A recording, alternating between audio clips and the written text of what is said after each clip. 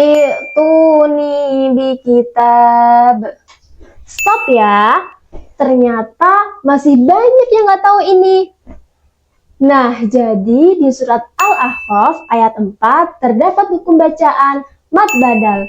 Nah, mad badal dalam ayat ini terjadi karena hamzah berharokat bertemu dengan hamzah sukun.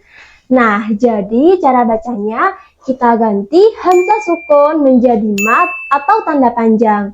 Sehingga cara bacanya I'tuni bikitab.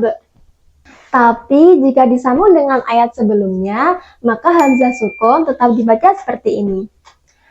Am lahum syirqun fis samawati tuni bikitab. Hayo, siapa yang masih bingung? Komen di bawah.